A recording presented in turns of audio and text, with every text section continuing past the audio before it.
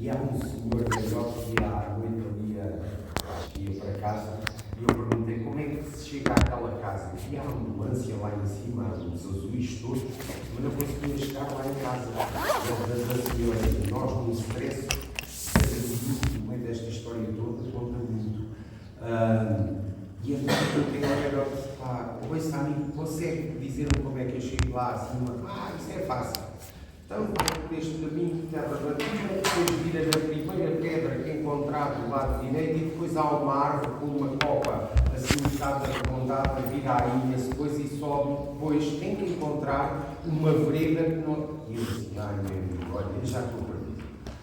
Vocês ainda se importam de subir no carro e nos levar até lá? E o homem assim fez, subiu no carro e fomos até lá.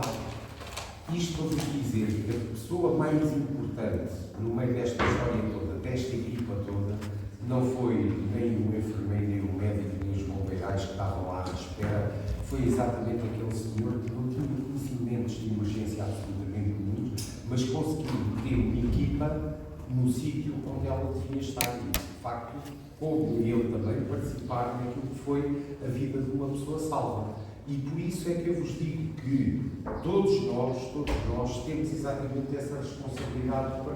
Tu é que és a Cília? Sim. A Célia? Sim. Não. Simão Caramba, pá. Estávamos aqui à... Cibele? Isso. Obrigado, desculpa. Mas estávamos aqui à terceira. Elas estavam todas preocupadas contigo e eu disse logo, não se preocupe, que ela veio a correr. Não foi? Claro. E então, para vos dizer exatamente que esta responsabilidade está nas nossas mãos também. Cada um de vocês vai poder, com certeza, se for necessário, fazer a diferença. Todos nós pertencemos a esta história do Sistema Integrado de Emergência Médica, tal como vocês vão ver. Eu vou passando isto assim um bocado mais à pressa, só para... Isto aqui é uma apresentação altamente bem feita. Ainda bem agora. Um pouco mais.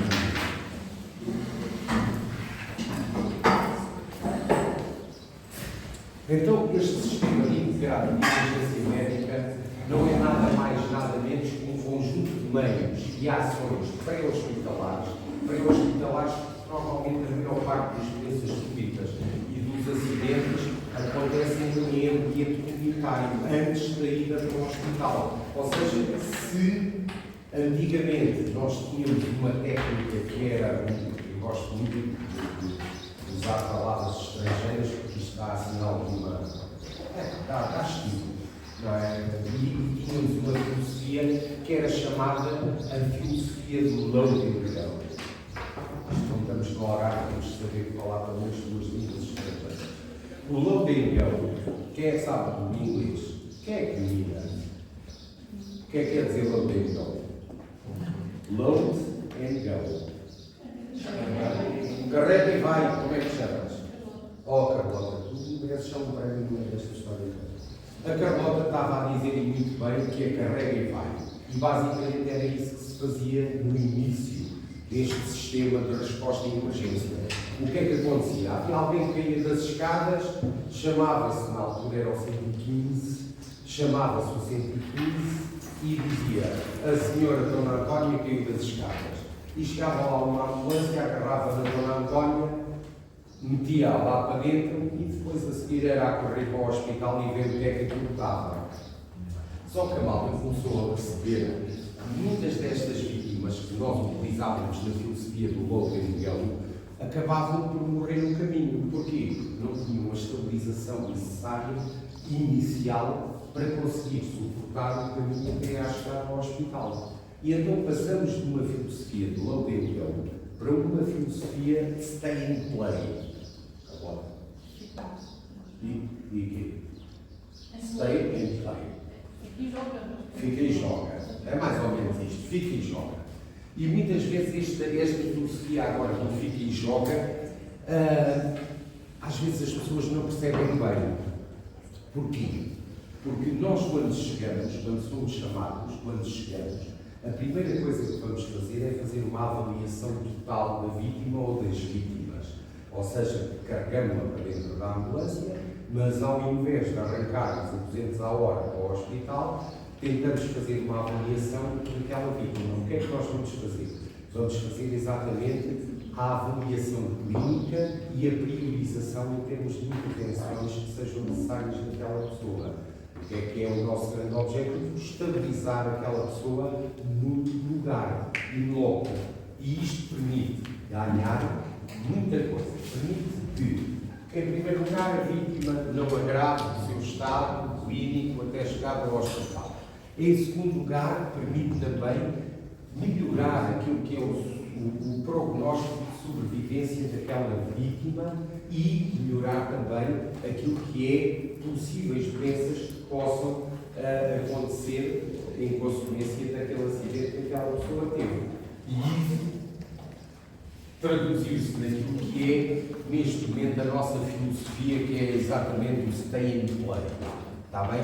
Por isso, se vocês virem uma ambulância a chegar, a transportar a vítima lá para dentro e a ficar ali 10 minutos, não é que quer dizer que eles estão a ver um jogo de futebol ou a ver o resto da telenovela. Estão exatamente a estabilizar a vítima para que ela chegue ao hospital ou à unidade de saúde mais adequada da melhor maneira. Está bem? Então, aquilo que nós temos é exatamente um conjunto de meios que acontecem antes da ida para o hospital.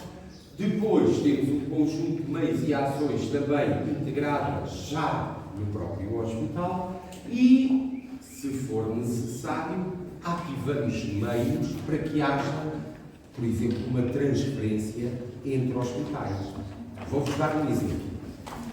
Rebenta uma botija de gás.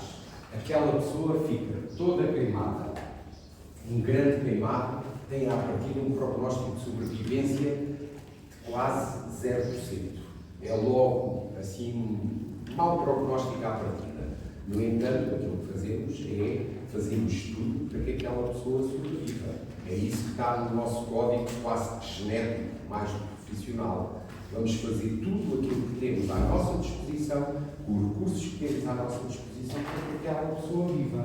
No entanto, por exemplo, o Algarve não tem nenhuma unidade de resposta adequada àquilo que são grandes queimados.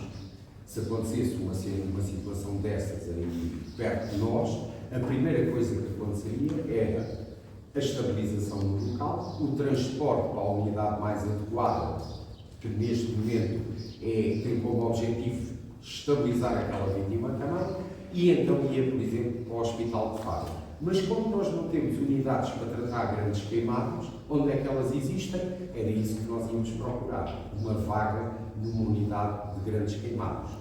A seguir, como é que vamos fazer o transporte? Vamos escolher ou por meio aéreo ou por via terrestre, consoante o estado clínico daquela pessoa. Isto vai ser tudo avaliado. Entrem!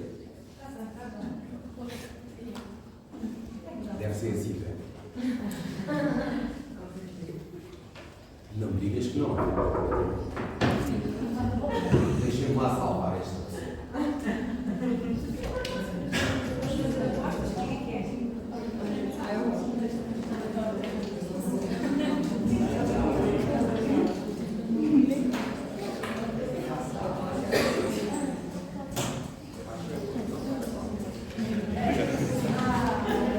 A Cibele diz.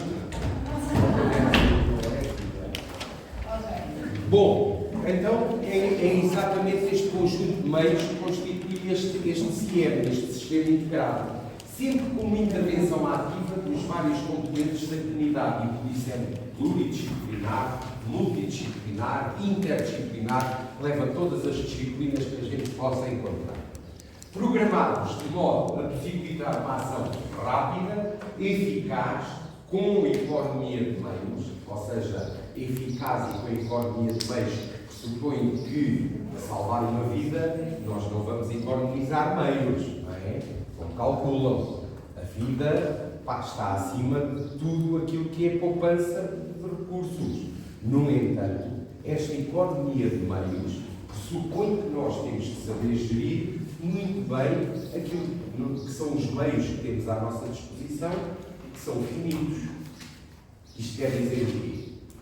Se eu mandar um meio mais diferenciado, mais completo, com maior capacidade de resposta para uma pessoa que tem uma unha encravada, não é uma emergência, não é? Depois, se acontecer alguém a ter um infarto, eu arrisco-me a não ter um meio adequado para lhe dar resposta. Estão a ver? E esta economia de meios tem a ver com esta gestão dos recursos que nós temos à nossa disposição. Em situações de doença súbita, de acidentes e catástrofes. Catástrofes têm uma... A definição de catástrofe é muito simples. A definição de catástrofe para nós é quando o número de vítimas suplanta a nossa capacidade de resposta em termos de recursos humanos e materiais.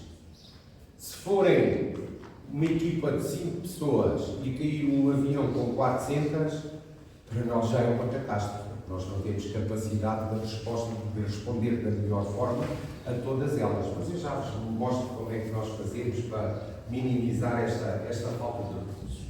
E depois, outra coisa também muito importante é que, nas quais a demora de medidas adequadas de diagnóstico ou terapêutica podem acarretar graves riscos ou prejuízo para aquele doente ou para aquela vítima.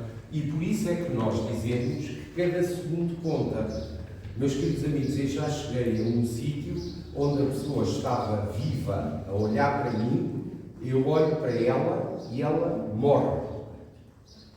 E, de facto, é isto que acontece. Cada segundo conta. Quanto mais depressa eu chegar, mais depressa eu tenho capacidade de responder da melhor maneira àquela pessoa e às necessidades daquela pessoa. Por isso, cada segundo conta. Não quer dizer que, às vezes, eu vejo aí coisas na estrada que sou muito crítico. Ainda ontem estava a vir uma viagem, estava a chegar e há uma ambulância do INEM que passa num sinal vermelho sem que tivesse parado ou tivesse verificado que havia condições de segurança para avançar.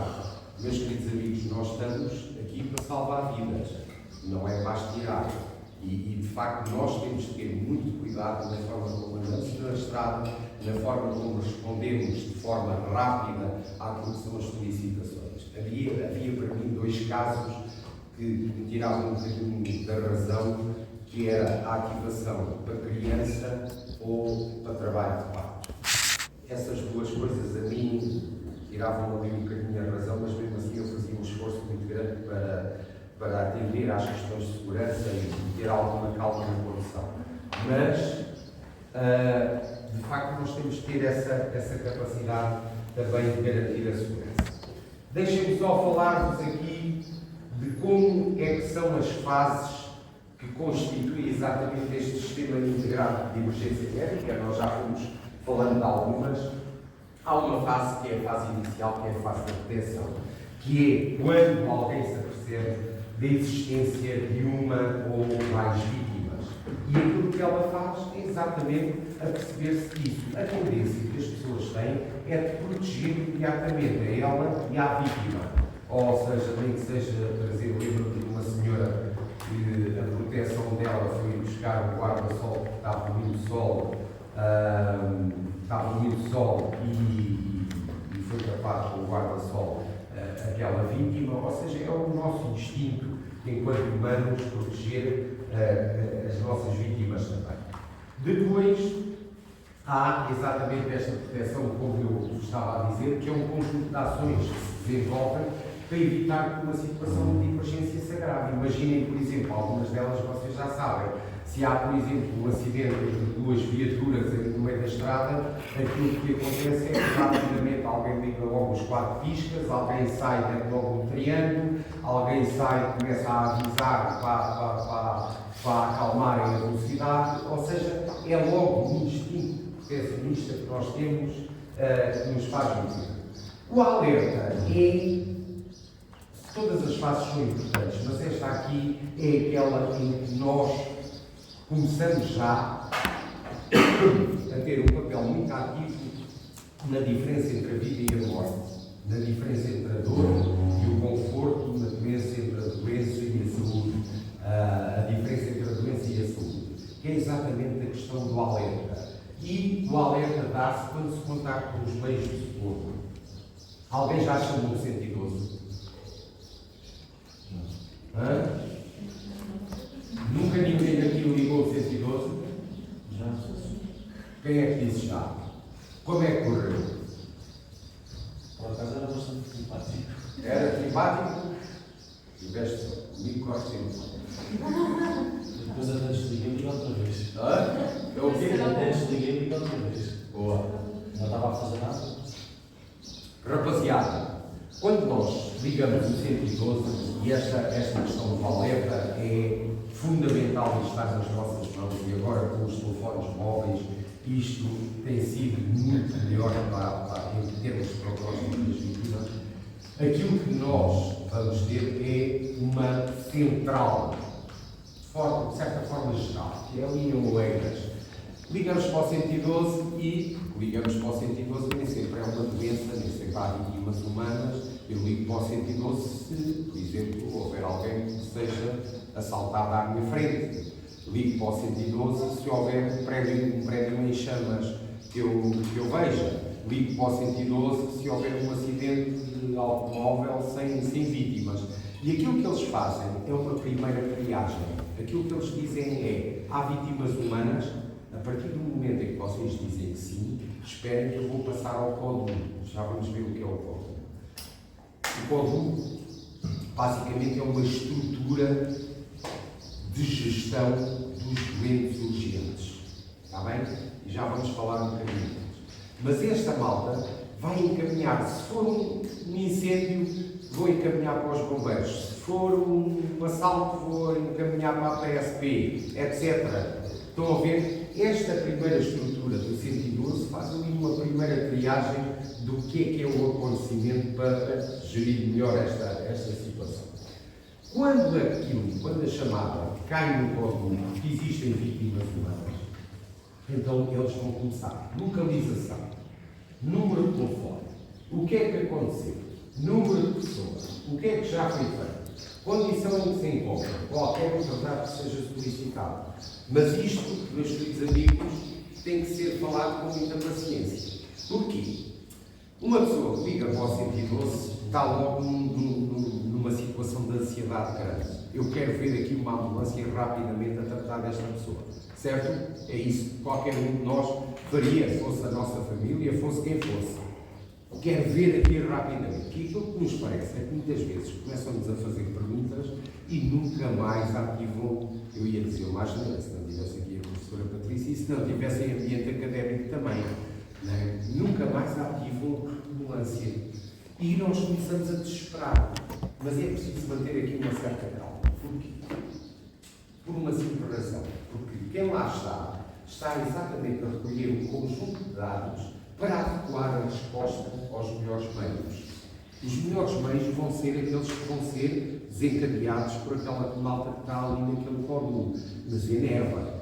No outro dia, chamei o 112, eu estou a dizer que tenho más experiências em ligar ao código, porque eu acho que é um bocado fruto também desta minha relação que tenho com eles, porque estava num sítio e há um senhor com um quadro clínico de ABC. Caiu, bateu com a cabeça, estava a fazer antiagregantes, escorria sangue aqui numa bandalena, tapei ali a feridita, não sei o quê, contive ali hemorragia, liguei para o 112. E então dizia-me a senhora, eu dei-lhe exatamente o sítio onde estava o fato, e a senhora dizia o número da rua, o nome da rua. E eu dizia: esta rua não tem nome. Eu tenho que ter o nome de uma rua. Pois é, eu já dei 3 pontos de referência e não sei quantos, se for ativar os meios de faro, eles sabem exatamente do que é que eu estou a falar. Não, eu tenho que ter aqui o nome de uma rua. E então andámos à procura do nome da rua, que tinha 3 nomes e não tinha nenhum. Era nome, rua sem nome, e depois também conhecida por rua não sei quê, rua não sei quantos e a rua não sei quantos. E eu dizia assim: olha, aqui na internet o coisa não reconhece nenhum nome, eu não posso mandar. Pois, e eu passei e depois tive que me apresentar de outra maneira. E lá veio a ambulância, lá depois chegaram, Sérgio, és tu, não sei o quê, aquelas coisas sempre. Mas isto para vos dizer que a minha relação com eles nem sempre é pacífica. E percebo perfeitamente. E uma das coisas que eu lhes digo sempre é avisem as pessoas que vos contactam que o socorro já vai a caminho, mas que vocês precisam de responder a estas perguntas. Porque isso cria também aqui uma gestão da expectativa da própria pessoa. E então eles fazem todas as perguntas e mais algumas. Vocês respondem dentro daquilo que vocês sabem, dentro do que não sabem, se houver alguém que saiba, ajudar a responder, e se houver mesmo nada que vocês não saibam, também não vão inventar. Mas é fundamental vocês chamarem o 112 logo que vem uma situação de gravidade, de emergência, etc. E essa está nas vossas mãos. Às vezes dizem, mas uma dor de cabeça não é uma situação emergente. Não sei se é, se não. Só por dor de cabeça eu não consigo decidir se é uma situação emergente ou não. A senhora pode ter, pode ser um dia depois de uma quinta-feira, de uma semana académica qualquer, ter ali uma dor de cabeça, de facto, não parece que seja muito emergente, ou pode ser o início de um quadro sugestivo do AVC, e aí já há emergência. Mas isso tem que ser avaliado sempre caso a caso. Por isso, sempre que houver uma situação que nos transcenda em termos de avaliação de competência relativamente à resposta que têm que dar àquela situação, vocês liguem o 112, porque uma das missões de quem vos atende também é orientar-vos, aconselhar-vos da melhor maneira. Certo? Há dúvidas? E qual é o número europeu de socorro? Qual é o número europeu de socorro? Qual é o número que vocês ligam para ativar esta história do CIEM? Diz lá. Como é que te chamas? Isabela. Isabela? A Isabela disse muito bem o 112. Mas eu já vos falei do 115, não foi? O 115 era há muitos anos. Ainda vocês quase não tinham sido mexidos. Mas causou aqui alguma confusão das pessoas. Havia uma velhinha, o marido se sentiu mal, e quando eu cheguei lá, dizia-me ela assim, meu filho, eu queria ligar para o 112 e não me lembrava de mim. E eu assim, como é que é possível? Como é que é possível? É porque isto, vocês transtornam as pessoas. Verem alguém da sua família ali num apuro muito grande, às vezes tira um bocado da razão e é a emoção que impera em todas estas decisões. Mas eu achei graça a ver, eu queria ligar ao 112 e não me lembrava de mim. Bom, deixem-me lá ir passando isto, nem 5 horas a gente vai.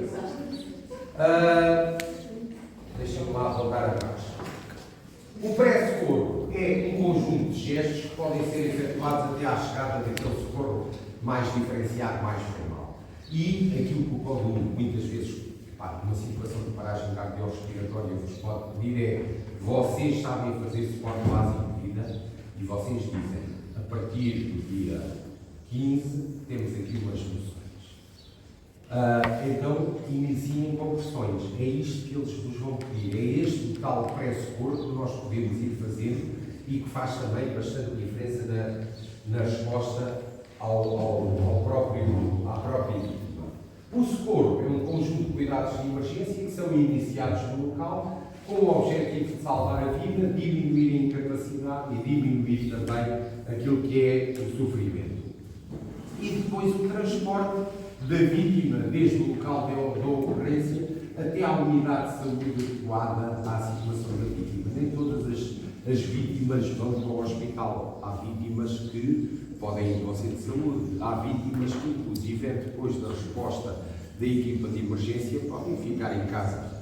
Por exemplo, situações de hipoglicemia e de redução brusca do nível de açúcar no sangue após compensado e após verificado a sua estabilização, até podem ficar em casa. A situação de emergência foi retificada, foi corrigida e neste momento a vítima está estabilizada. Ok? Já? Com quem? Contigo? É. E então chamaste-o e eles vieram, fizeram a injeção e ficou tudo bem e ele ficou em casa. Não foi. Muito bem. E resultou. Ainda tens marido. Isso é bom, é uma coisa positiva. Nós vamos manter os maridos e as mulheres no meio desta história toda. Bom, rapaziada, todas estas fases que nós falámos constituem aquilo que é um símbolo que é internacional e reflete a emergência médica. Ou seja, onde vocês virem este símbolo, é um símbolo de resposta à emergência médica. A emergência médica, o nome médica, aqui no meio desta história toda, não quer dizer que seja só dos médicos, não é? Quer dizer que é medicalizada. Ou seja, há uma resposta medicalizada em determinadas fases da nossa atuação. E, como já vos tinha dito, quem é que são os intervenientes? Em primeiro lugar, o público, sem dúvida nenhuma. Tu não tens ideia.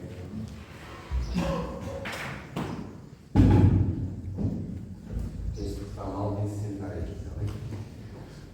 O público é, sem dúvida, o principal ator no meio desta história toda. Nós todos dependemos de todos nós e da nossa capacidade de reagir face a uma situação de acidente ou de doença subsidiária. Os operadores de central, os operadores dos centros de animação, os operadores de telecomunicação informática, normalmente a informática vai nascer. Os agentes da PSP, GNR, os bombeiros que andaram necessário, porque em muitas situações, quem é que é falhão? Aqui. Só uma pessoa falhão? Na Caves. Uma vez fomos a Olhão, tu lembras-te, tu se calhar eras também mais pequenino. Lembras-te daquela guerra que aconteceu entre os pescadores e a polícia?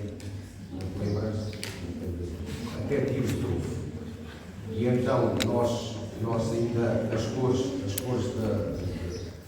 carros de emergência ainda eram muito parecidas as cores do carro da emergência com as cores do carro da polícia.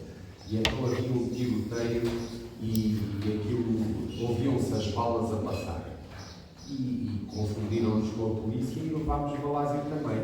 Para a frente é que é caminho. Mas lembro-me disso. E a PSP, a GNR, as autoridades são necessárias muitas vezes porque nós somos profissionais de saúde, nós somos tripulantes, nós somos enfermeiros, nós somos médicos, não temos propriamente treino na arte da milícia ou de armas ou o que quer que seja. Estamos ali para salvar vidas e não vais tirar, como eu estava a dizer. Mas muitas vezes é a PSP e a GNR que garante que há condições de segurança para que nós possamos entrar. E esse é um dos maiores pressupostos em quem socorre. É que nós só avançamos se houver condições de segurança. Se houver um prédio a arder, a gente só consegue entrar depois dos bombeiros dizerem que está tudo livre e que nós podemos atuar. Porque senão tornamos nós próprios vítimas também. E isso nós não queremos. Bom, então o código, estas fotografias já são antigas, como vos dizia, mas esta apresentação ainda se mantém muito atual. Estava eu a dizer, o código tem aqui como função, sobretudo, fazer a triagem, ou seja, quem é que é mais grave, menos grave, fazer ali uma priorização e fazer uma atuação de meios também. Fazer um aconselhamento, como fez contigo. Como é que te chamas? Já me esqueci. Isabel. Isabel. Está garantido. Como fizeram com a Isabela, que quando ela contacta os meios de socorro, aquilo que eles dizem é um conjunto de orientações e conselhos no sentido de reverter a situação que a Isabel está a viver, naquele caso com o teu marido. Eu peço desculpa estar a usar o exemplo, mas foi tudo que eu trouxeste para cá. Depois, outra coisa que é, fazem também aquilo que é o acionamento dos meios de socorro. Nós já vamos ver o que é que nós temos à nossa disposição. Nós, neste momento, temos 4 CODU a nível nacional. Temos um em Porto, um em Coimbra, um em Lisboa e outro em Faro. Houve uma coisa que mudou e que para mim mudou para pior. Houve muita coisa que mudou para pior. Mas houve esta que, de certa forma, me veio para mais. Quando nós estávamos aqui no Baixo Alentejo e Algarve e acontecia qualquer coisa, a nossa chamada ia parar ao Código de Faro. E eu dizia assim: tenho aqui uma vítima. Vocês conhecem Faro? Tenho aqui uma vítima ao pé do Hotel Eva. E eles sabiam exatamente para onde é que tinham de mandar os meios. Ou seja, aquela história da rua, eu quero o nome da rua, não sai daqui nada se não terem o nome da rua, acontece porquê? Porque houve uma alteração. E então, quando ligamos para o 112, vai atender qualquer um destes códigos, aquele que esteja mais disponível para o fazer. E então há coisas que são para mim preocupantes. Uma vez alguém aqui do Porto e diz é para ir para a Rua das Palmeiras ou não sei quantos. E a gente chega à Rua das Palmeiras e não vê nada. E ligamos para lá, epá, não há aqui nada, não há aqui ninguém, na Rua das Palmeiras, não vejo ninguém a pedir socorro, não sei quantos, vejam lá, confirmem lá, não sei o quê. Ai, mas eles estão lá à espera, está lá a ambulância no meio da estrada, não sei o quê, não sei o quê. E nós dizemos, não há ambulância aqui no meio da estrada, não sei quanto, e não sei como é. Às tantas há uma alma caridosa que me dá assim uma luz e diz, vocês estão onde? Eu digo, estamos aqui em Quarteira. Mas isso não é em Quarteira, é em Guimarães. Então, mas nós somos a perto de Faro, não sei quantos. Então peço desculpa. Ou seja, há aqui uma certa desorganização no meio desta história toda, mas eu penso que isto vai reverter novamente e aqui esta área atende o Código de Faro, aqui esta área atende o Código de Lisboa, aqui é... É tão legítimo. Eu vou fazer coisas. Estou a ver.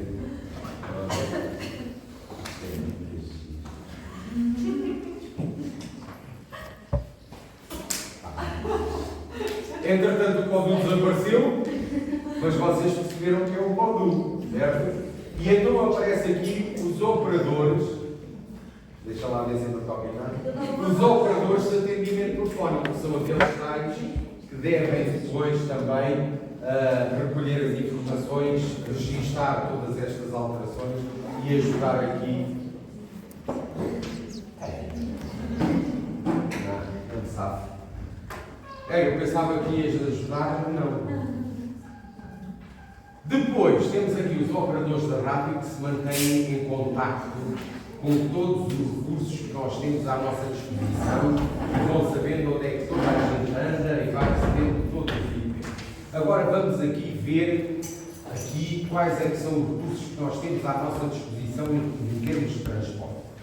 Temos as ambulâncias, podem ser de socorro ou de transporte, as ambulâncias de socorro com mais equipamento, esta é de socorro e vocês veem ali, tem todo o equipamento necessário para conseguirmos esterilizar aquelas vítimas. A tal VMER que eu vos falava, que é aquele carro rápido em que leva um enfermeiro médico, felizmente é um enfermeiro que vai a conduzir, nem eu era capaz de me aguentar ao lado de alguém que conduzisse como eu, mas é de certa forma um meio terrestre mais rápido também, tirando ali a questão da moto, que muitas vezes vocês não sei se já viram a moto a estarem na estrada também. Mas a FUNER tem todos os medicamentos necessários para conseguirmos estabilizar uma vítima quase sempre. Depois temos aqui situações mais específicas. A SIV é o suporte imediato de vida, é uma ambulância um bocadinho mais diferenciada do que aquela da ambulância de socorro, tem um enfermeiro e um tripulante com todas o material técnico e terapêutico também para atuar. Temos aqui a questão do helicóptero, que é ativado sempre que isto é basicamente uma VNER com asas, é aquele carro, mas voando, e estes helicópteros são ativados sempre que ou o acesso é muito difícil, ou é mais rápido lá chegar através do helicóptero, ou, por exemplo, há necessidade de fazer um transporte rápido para outro hospital, e então aí a via direta pelo ar é sempre mais rápida. Alguém faz mergulho aqui? Não. Ninguém faz mergulho. Não? Há uma coisa que é o acidente de mergulho, que tem a ver com os patamares de despressurização, que quando não são cumpridos, aqueles gases que nós temos no sangue expandem e criam ali alguns acidentes vasculares que podem causar a morte. Nesse caso, vemos o helicóptero sobrevoar muito baixinho. Quando ele for muito baixinho, a sobrevoar muito baixinho em direção a outro hospital, quer dizer que aquela pessoa tem uma condição clínica que, se aumentar, há uma lei que é a lei de Boyle-Mariotte, que é à medida que a pressão diminui, os gases expandem-se, certo? À medida que nós voamos mais alto, todos os gases que nós temos, incluindo os intestinais, vão se expandindo. E, em alguns casos, o transporte muito baixinho é sempre pior. Outra coisa que vocês provavelmente também nunca viram é a viatura de intervenção em catástrofe. Esta VIC há em vários pontos do país, de forma estratégica, e atua em resposta, por exemplo, a situações de catástrofe, que eu já vos disse que é quando temos uma situação em que o número de vítimas, por exemplo, é superior aos recursos humanos que nós temos à nossa disposição. Imaginem, eu vou-vos só dar aqui uma ideia da frieza que é a resposta em catástrofe, que é realmente muito fria. Se vocês tiverem uma situação com muitas vítimas, uma queda de um avião, como já aconteceu aqui em Faro, uma cena de catástrofe, aquilo que acontece é que vocês têm aqui vítimas espalhadas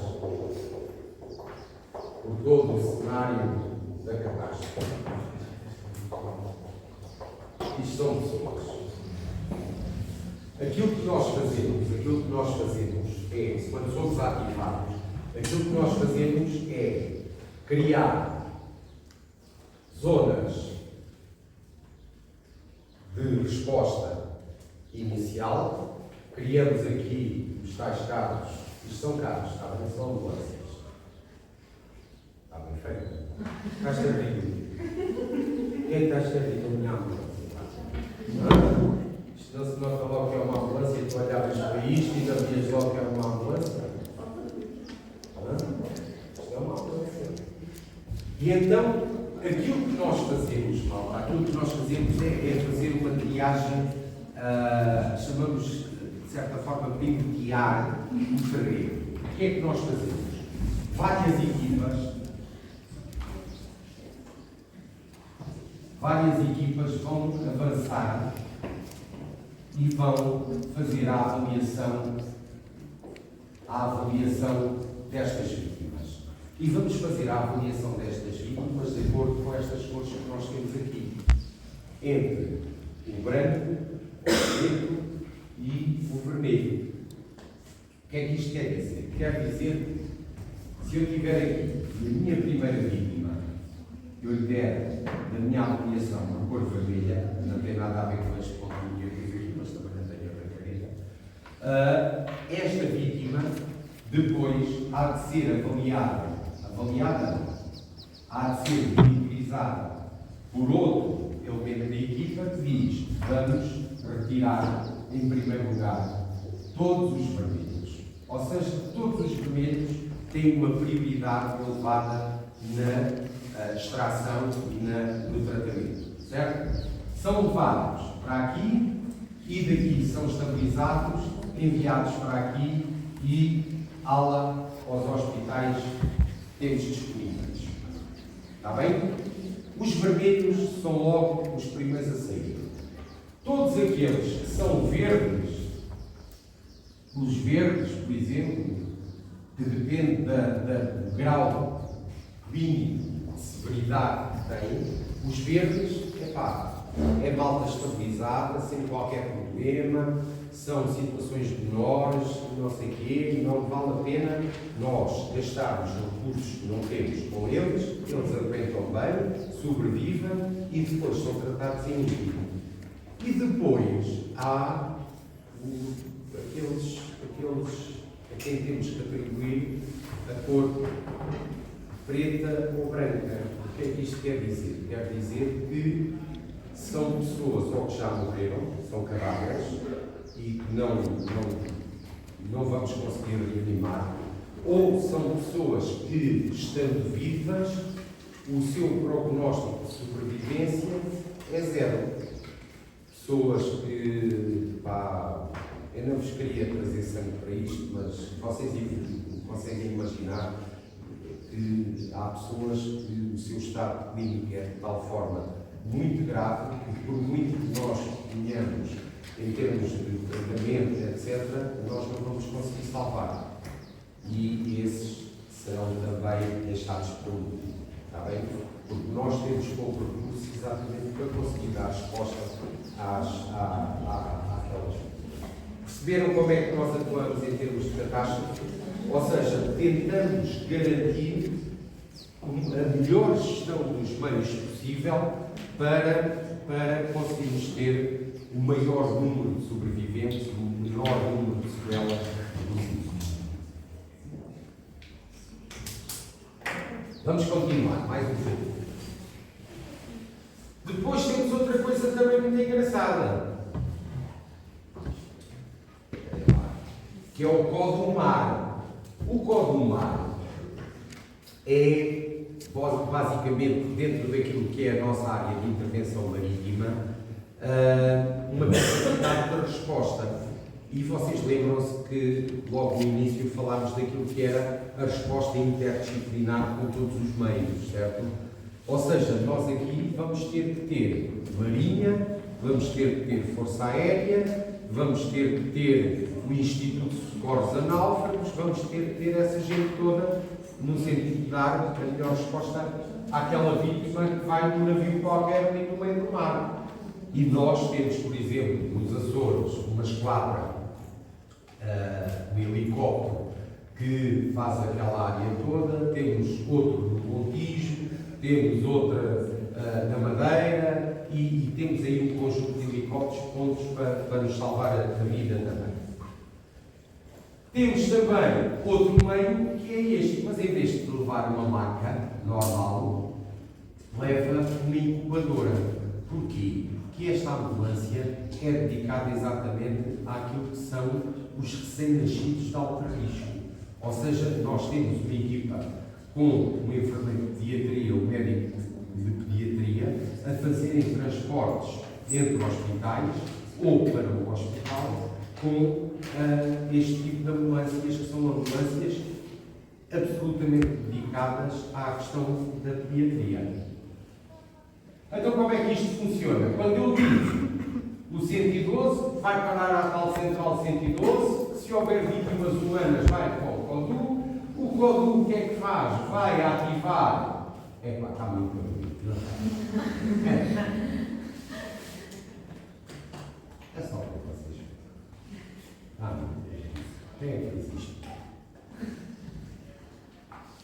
Bom, a seguir vemos a ver. A ambulante. Vais-me dizer que estas ambulantes são mais muito parecidas com aquelas que eu fiz. Igualzinho. É, não é? Próxima vez de partilhas da milhão. E, basicamente, quando vai ativar aquilo que são os meios adequados. Mas não acaba aqui o trabalho deles. Há uma avaliação das vítimas no local que é transmitida ao povo. Por exemplo, a Dona Antónia está em trabalho de parto iminente, vamos fazer o parto agora mesmo. Então, o que é que nós temos que falar? Temos que alertar, por exemplo, a maternidade e a unidade de cuidados neonatais, que é para depois receberem a criancinha e a mamã. Não é? Ou seja, há sempre uma articulação com todos os meios. Maldinha da boa. Dúvidas? Não há? Certeza? Vocês sabiam que isto era assim? Tinham ideia? Tu sabias, Sibel?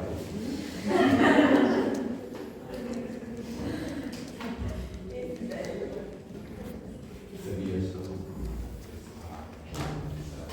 Tu és bombeira? Não. Mas vais ser? Não. Só compraste o vídeo? Não, eu tive. Saiu de brinde? Foi. Quem é que deu? Eu fiz uma formação de gestão. Aí fiquei. Muito bem. Fizeste suporte básico de vida também? Muito bem. Me dizes isso porque me vais dar imensos.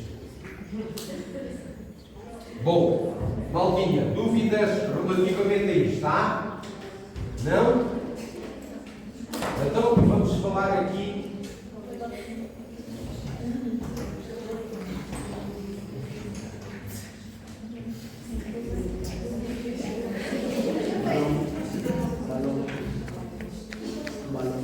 Vamos falar aqui de uma coisa que se chama cadeia de sobrevivência.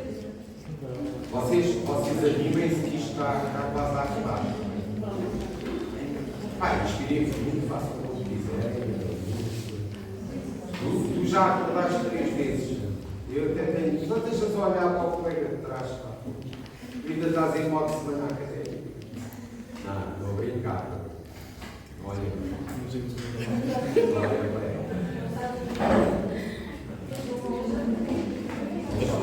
Até fala mais baixo do que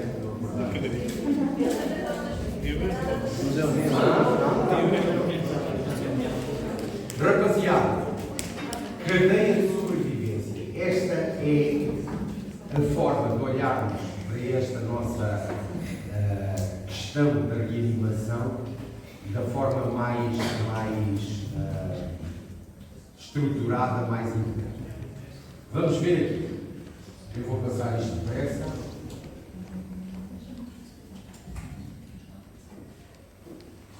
À luz do conhecimento atual,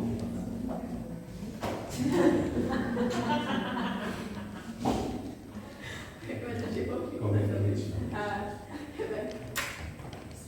A Rebeca é a pessoa mais crítica da minha apresentação.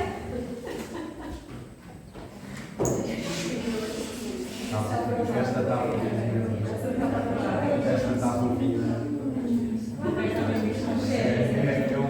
uma nota positiva agora. Deu uma nota negativa na ambulância, mas deu uma nota positiva. Mas parece que funciona bem. Mais 10 minutos. Maldinha da boa. Vocês estão a ser treinados para ser pessoas de ciência. Certo? E com pessoas de ciência que serão daqui a algum tempo, a vossa tomada de decisão é baseada na evidência mais atual ao vosso dispor. Certo? Sim ou não? Não disse nada de errado. Você começar a tirar daí um livro, vai ser bem, telefonava outra vez. Como tal, é assim que nós vamos atuar também nesta questão e em relação às situações de paragem cardiorrespiratória. À luz do conhecimento atual, consideram-se 3 atitudes que modificam o prognóstico das vítimas de paragem cardiorrespiratória. E quando falamos de prognóstico, estamos a falar da capacidade de sobrevivência a estas paragens cardiorrespiratórias. Pedir ajuda, acionando de imediato o sistema integrado de emergência médica, e isto vocês já sabem, certo? Vocês já sabem que cada vez que a situação extravasar completamente a vossa capacidade de resposta, devem pedir imediatamente ajuda ao 112, certo? Iniciar de imediato manobras de suporte básico de vida, e este suporte básico de vida, quando é básico, não é porque é mais simples ou menos importante. O suporte básico de vida faz efetivamente a diferença, como vocês vão ver. E aceder à desfibrilação tão precoce quanto possível. A desfibrilação é aquela situação do choque que vocês veem nos filmes. Já viram isso, não viram? É isso, são estes três caminhos que nos fazem de facto salvar vidas. Neste momento, está a pensar-se colocar aqui no campus das Gandelas um conjunto de desfibrilhadores para que todas as pessoas que o saibam usar o possam usar. No caso de haver um aluno, um professor, um não indigente, um visitante, o pai de alguém, quem quer que seja que precise, nós temos rapidamente a capacidade de desfibrilhar. Está bem? Não é só alguém que saiba usar. Eu já falo dessa parte, a gente até prossiga com isto.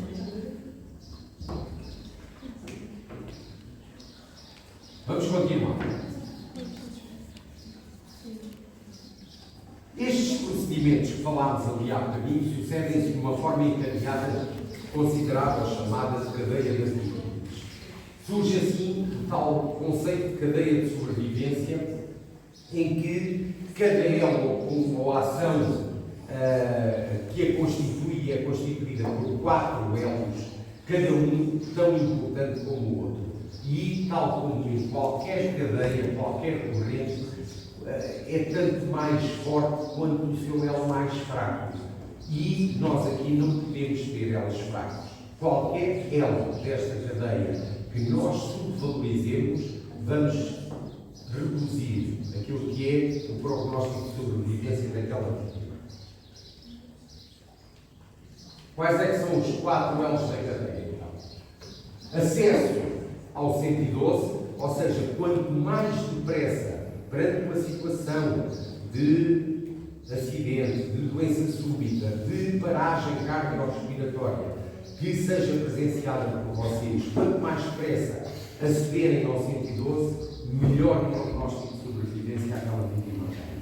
Quanto mais depressa vocês iniciarem o suporte básico de vida, melhor o prognóstico daquela pessoa.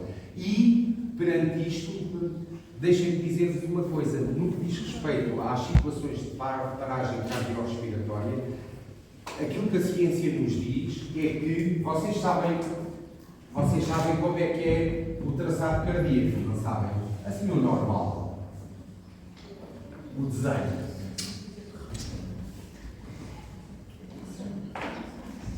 Isto metem escadas para o posto.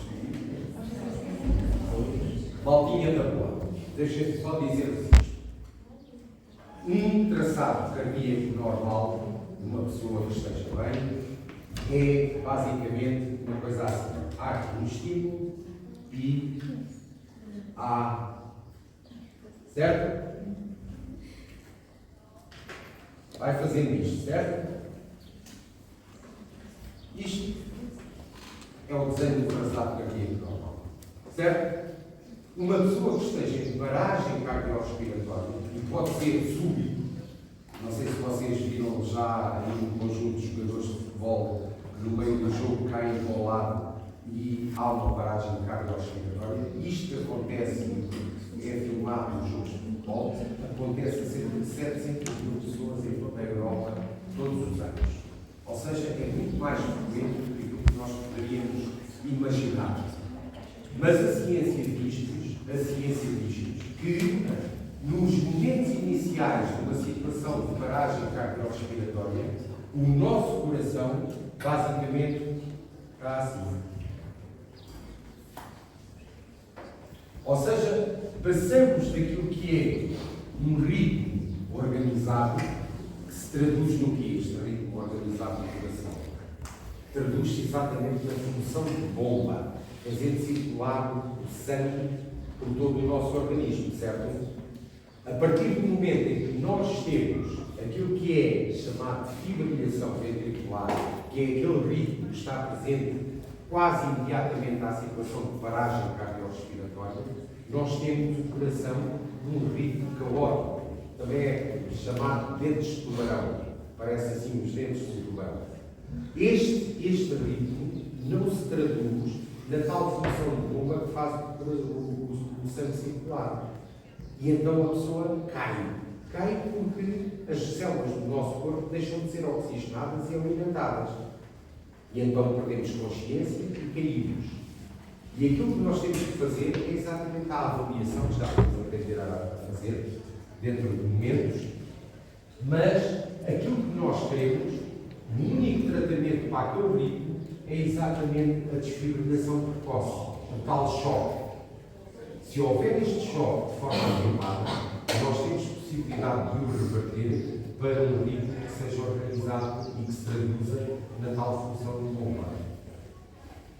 Certo? E por isso é que vem o choque. O choque só é dado se houver exatamente ali. São dois ritmos cardíacos que necessitam de choque, ou que são tratados com o tal choque. Tudo o resto é mão na massa e compressões. Mas já vamos ver também. Então, a cadeia de sobrevivência.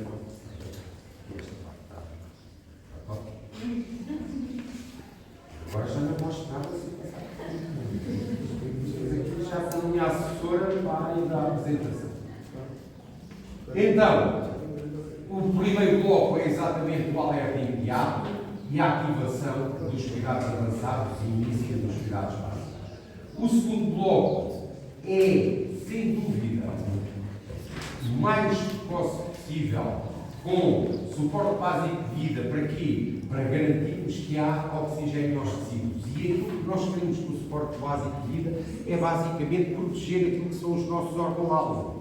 E os nossos órgãos mais importantes, aqueles que sofrem imediatamente com falta de oxigênio, vai ser o coração e o cérebro.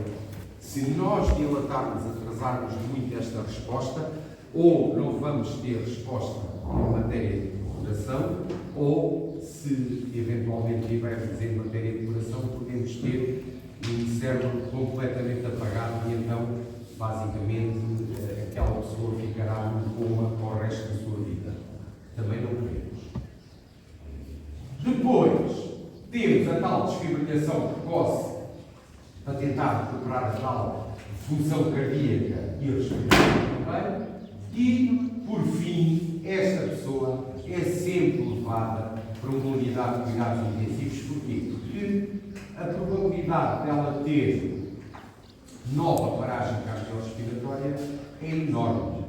E então, se nós a conseguirmos reanimar, aquilo que nós temos que fazer é levá-la para uma unidade onde depois fique estabilizada. Meus queridos amigos, a cadeia de sobrevivência representa simbolicamente o conjunto de procedimentos que permitem salvar uma vida. Vocês, em todos os sítios de resposta em matéria de emergência que vivem esta cadeia, assim ou de outra maneira, mas que represente isto, vocês neste momento saberão que estão perante uma situação de resposta em matéria de emergência. Há dúvidas? Olha. Não? Isto aqui está agora. É que esta parte não está a ver. Eu só estou a apresentar este slide só porque acabei de pensar e então temos aqui para acabar esta história da cadeia de sobrevivência o primeiro elo, o acesso precoce para termos ajuda, o suporte básico de vida para ganharmos tempo e coração. É que na área das finanças, tempo é dinheiro, mas aqui para nós, tempo é coração, é vida. A desfibrilação precoce para conseguirmos voltar a ter coração a bombear, o SAD, o suporte avançado de vida para estabilizar aquela pessoa. Está bem tudo?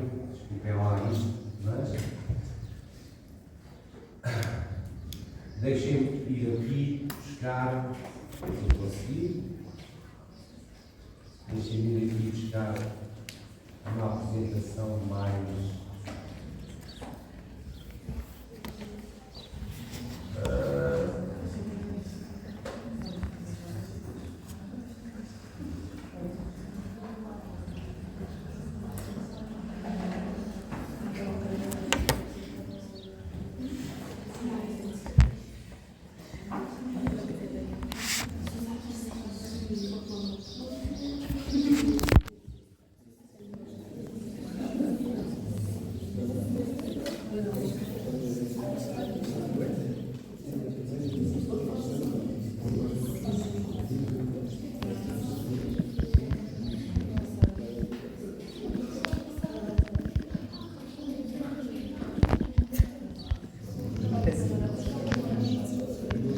Bom, meus queridos amigos, antes de mais, peço-vos desculpa ali por aquilo, não liguem ali àquela coisa, mas vamos falar aqui um bocadinho do suporte básico de vida de uma maneira muito básica. Deixem-me que vos diga, vocês vão ter oportunidades para conseguir aquilo que vocês entenderem em termos de suporte básico de vida. Todos os 5 anos existem atualizações relativamente ao suporte básico de vida e eu vou-vos dar aqui o que é uma explicação no sentido de vocês terem, começarem a ter algumas noções desta matéria que vos permitam, como vos digo, ter alguns gestos que salvam vidas. Mas deixem-me lá fugir desta apresentação, deixem-me lá ver se eu encontro aqui uma mais bonita do que esta. Isto é só porque o computador está. Ou seja, esta semana vamos ter uma formação do suporte básico de vida da Universidade de Farmácia desenvolveu sobre essa escola. Não sei, não faço ideia.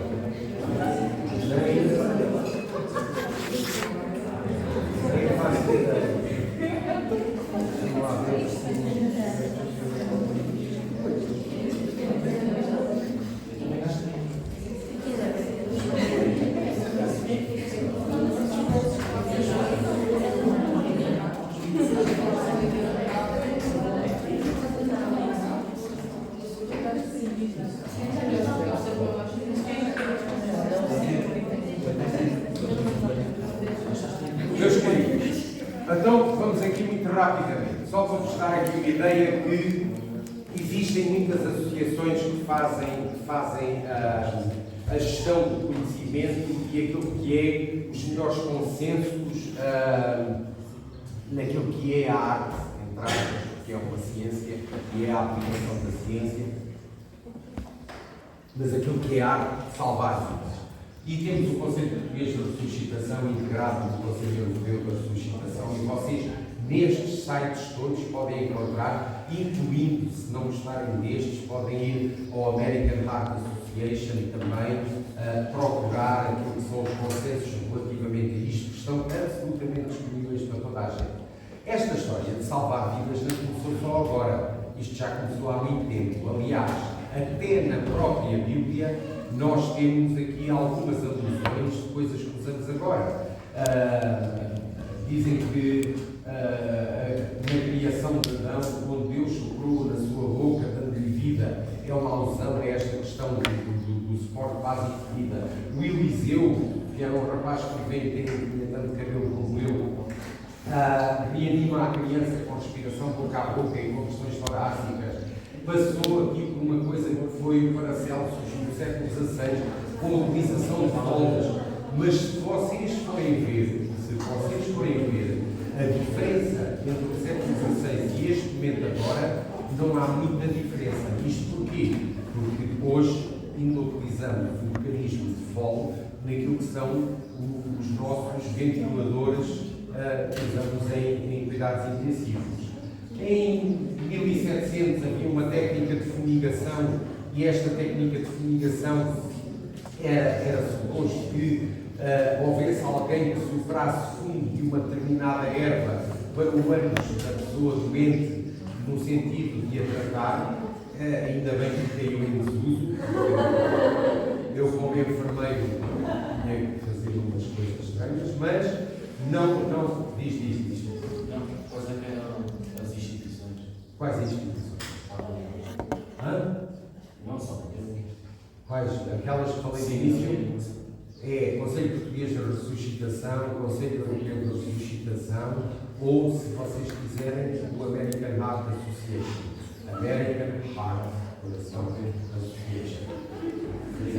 Mas dizia-vos eu que nós não estamos muito longe disto, neste momento, e todos nós fomos sujeitos à aplicação de supositórios e aquilo que é a administração terapêutica pela via anal e retal existe. Depois havia o de pendurar também, havia o método do barril, que no outro dia fui à semana académica, havia uns quantos barris que era para a aplicação da reanimação, o método russo de arrefecimento por gelo, que foi trazido agora muito recentemente outra vez, que é a aplicação de hipotermia terapêutica, o boca a boca que vocês conhecem, a massagem cardíaca, a desfibrilação, etc. O conceito do suporte básico de vida tem a ver com a manutenção da potência da via aérea e suporte circulatório sem uso de equipamento adicional para além do equipamento de proteção universal. Está bem? E, para vocês verem que, em termos de paragem cardiorrespiratória em contexto pré-hospitalar, a maior parte das pessoas que são acometidas têm já problemas cardíacos. A menor parte das paragens são ou sem doença cardíaca ou por causas externas. Depois, já vocês conhecem de gingeira, não é? E isto aqui é a exibição que tem havido, de certa forma, na relação entre o boca a boca, as ventilações e as compressões. E aquilo que a evidência nos tem mostrado é que a ventilação boca a boca, no meio desta história toda, tem menor importância propriamente das compressões. E se vocês não se sentirem bem em fazer respiração boca a boca a alguém, ou porque pode ter doenças, ou porque vocês não se sentem confortáveis e têm algum condicionalismo que vos diga que não, façam só compressões ininterruptas. Está bem? Porque mesmo só as compressões permitem que haja alguma entrada e saída de ar dos próprios pulmões, eu já vos digo. Esta é a forma correta de nós fazermos as compressões. Estão a ver aquela imagem? Aquela imagem é a mais adequada. Aquilo que nós vamos fazer com as compressões não é tentar fazer com os nossos braços força no tórax. Aquilo que pode partir costelas, mas é preferível um vivo com as costelas partidas do que um morto com as costelas inteiras. E evidentemente que a nossa intenção nunca será partir costelas, mas é sem dúvida uma das complicações que podem acontecer. Mas dizia-vos eu que a frequência é muito importante também. É na onda dos 100 compressões por minuto. Mas como é que eu sei fazer 100 compressões por minuto? Se eu agarrar aqui e começar a fazer, eu não sei se vou fazer 100 compressões por minuto. Ou se fizer mais devagarinho, ou se fizer mais depressa. Eu não sei bem. E houve quem inventasse, quem descobrisse. Vocês conhecem aquela musiquinha de Bee Gees, que é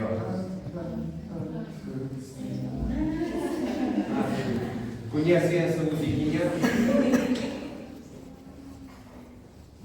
Gosta. Basicamente, se vocês interiorizarem essa música mentalmente e usarem esse ritmo, vocês vão conseguir aproximar-se muito das 100 conversões por minuto, que é mais ou menos. Não cantem.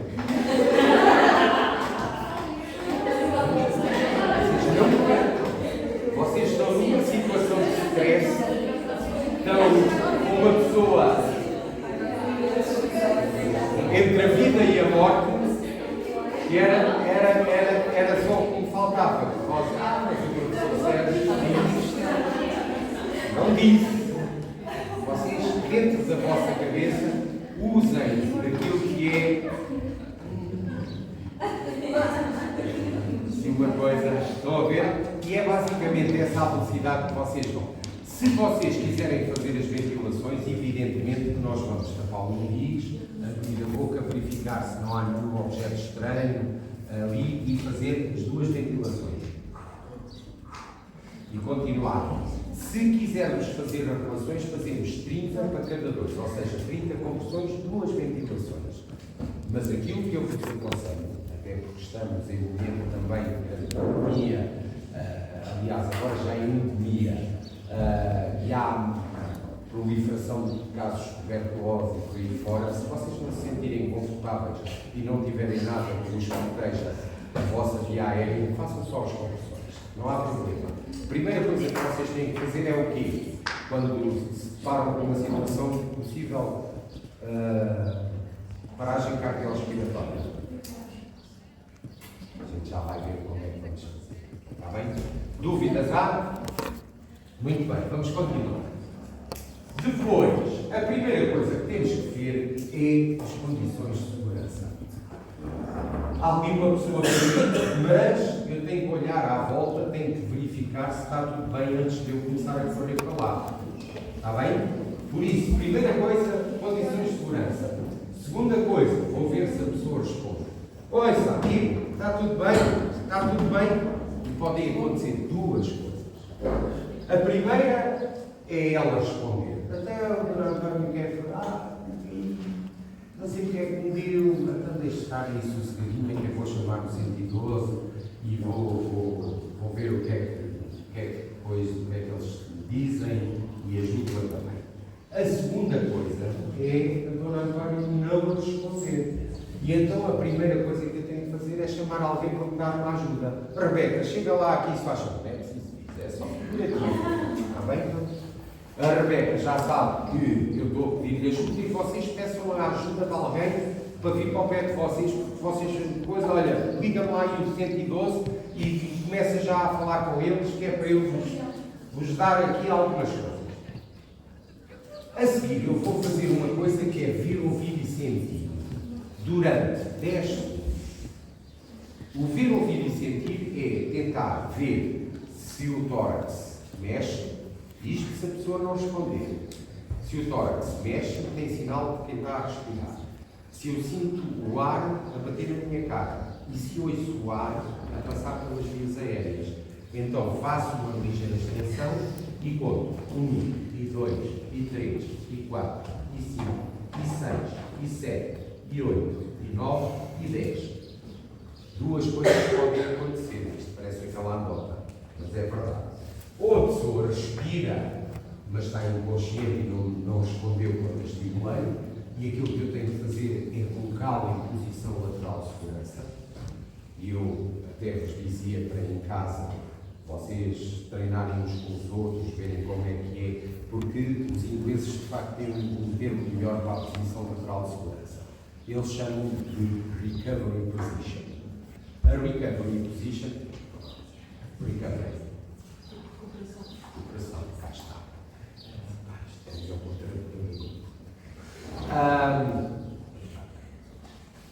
a recovery position é exatamente a posição de recuperação e serve para 2 recuperações. Para a pessoa recuperar, se eu a puser em posição lateral de segurança, eu vou permitir que tudo o que seja sangue ou secreções que ela tenha caiam para fora, certo?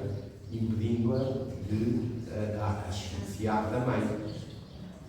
Mas a recovery position também é boa, que é a posição em que eu vou meter a Dona Antónia para ela aguentar pela chegada do tal socorro diferenciado que eu já chamei. Certo? Sim?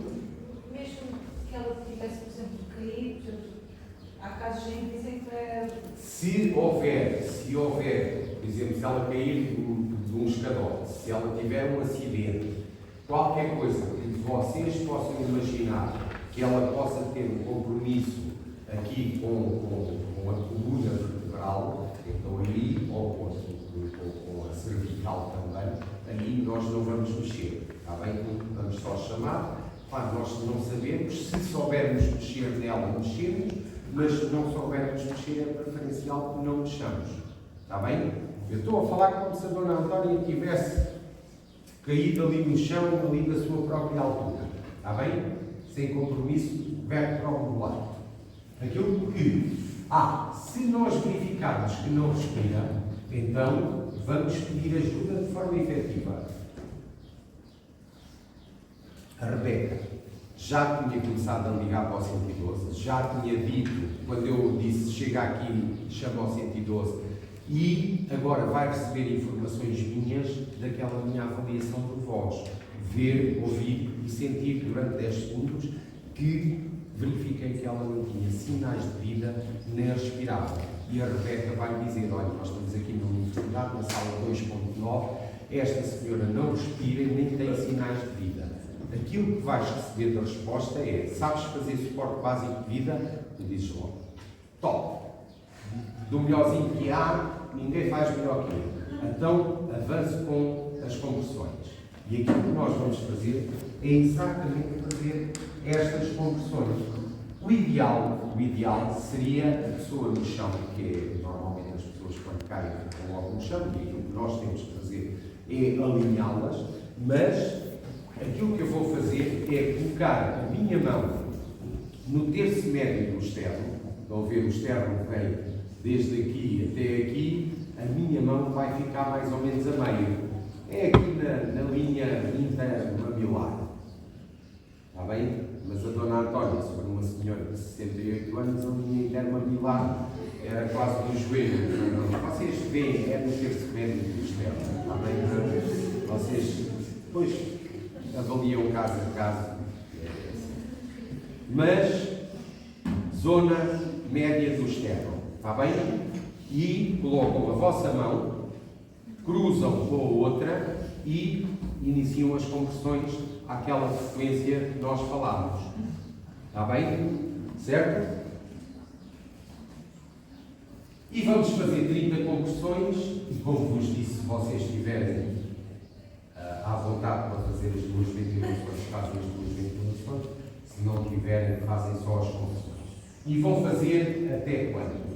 Vão fazer estas compressões ininterruptas até chegada dos meios diferenciados.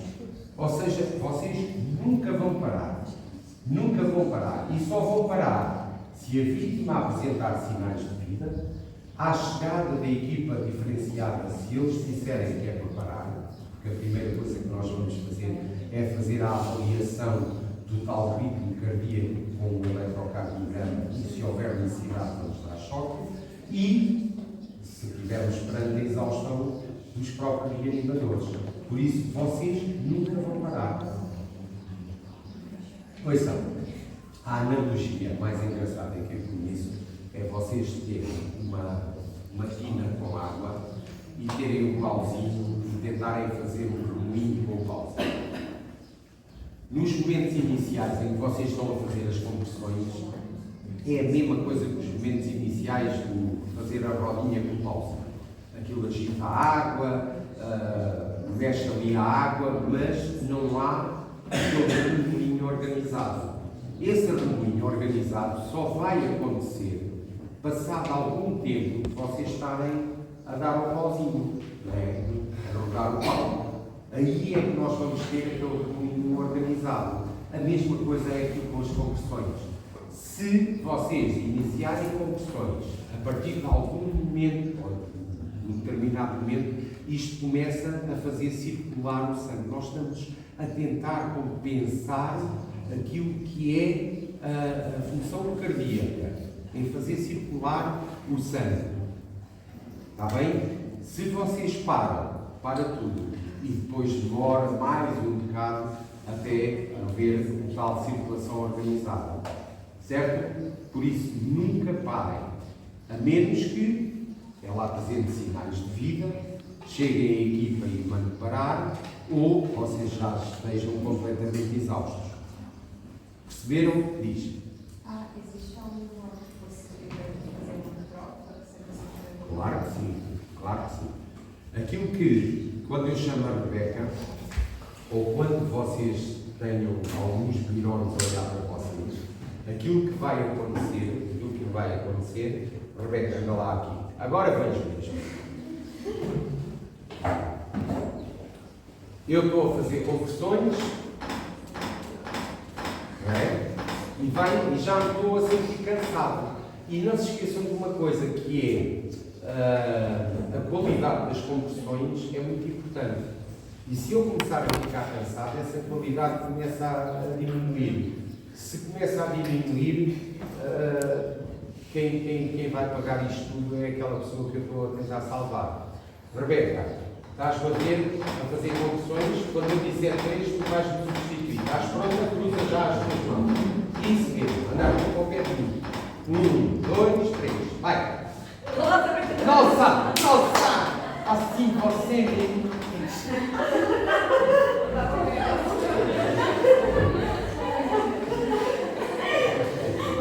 Não foi bem pedido.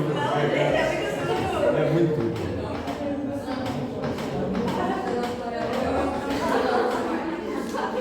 Tá bom? Perceberam como é que é?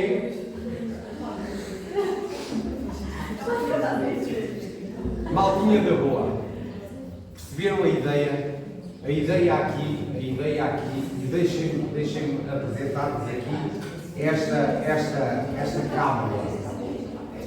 Esta cábula permite-vos fazer uma orientação daquilo que são os passos a ter na reanimação.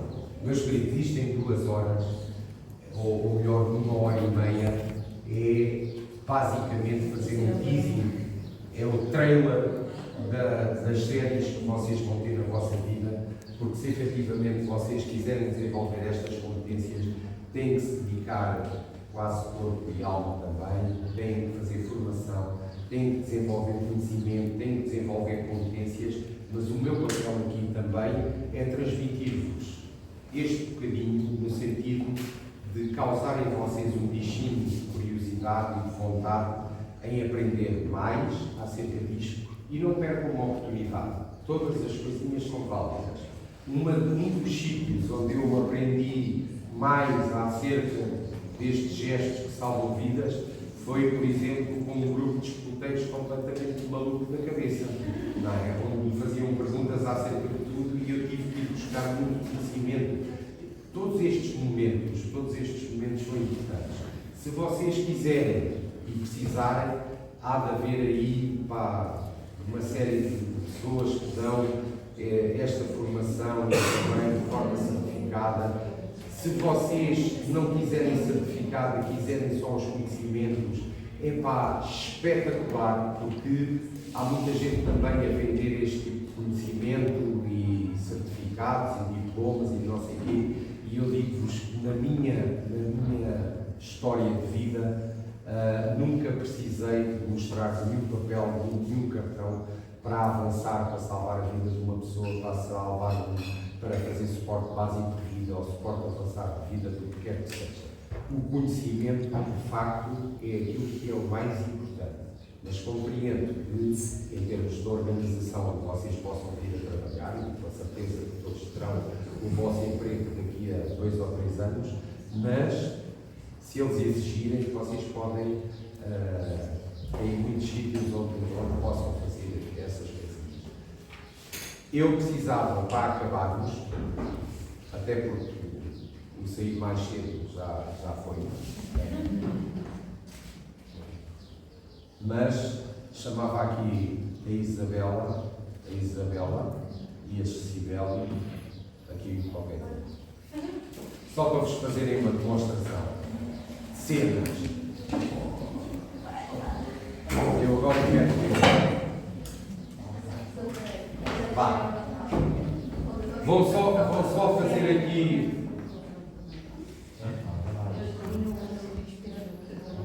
Mas não é preciso agora. Vocês vão só fazer as confissões, se não se importarem. Então, a primeira coisa a ver é o quê? Segurança, certo? Sim? Está tudo seguro, podem avançar. O que é que temos que fazer agora?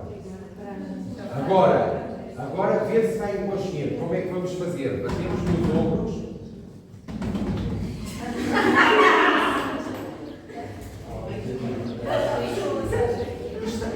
Esta malta brasileira tem sempre um ritmo diferente. Aquilo que eu quero é, sobretudo, Dona Antónia. Está-me a ouvir? Consegue ouvir-me? Não é propriamente. Está bem? Chama lá a Dona Antónia. Vá, bora. Vá lá, Sibeli. Ela não responde. Avança, Sibeli. O que é que temos que fazer? Chama ajuda. Liga para o 112. Isso mesmo. Espera aí. Vamos ver se ela respira. Ver, ouvir e sentir.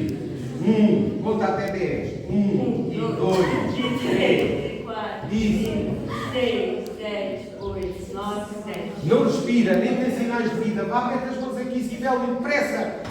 Isso. Diz a ela, diz aos gajos que ele não respira, nem tem sinais de vida. Muito bem, a Sibeli está a começar a ficar cansada e vai dizer, a partir de quando eu disser 3, fazes tu. Anda cá. 1, 2, 3. Estica os braços. Isso.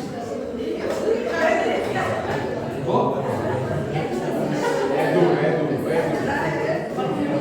Elas iam ficar a fazer confissões até quando? Até que a pessoa apresentasse sinais de vida, alguém diferenciado chegasse ou houvesse exaustão. Tá? Meus queridos, dúvida? Não há? Sim.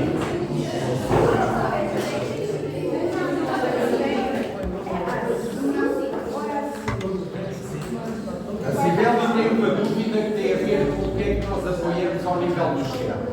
Aquilo que apoiamos é esta parte da palma. Ou seja, isto vai para o nível do externo e tudo o nosso corpo é que faz a força. Isabela, se quiseres assim, isto vai doer tudo. A ti.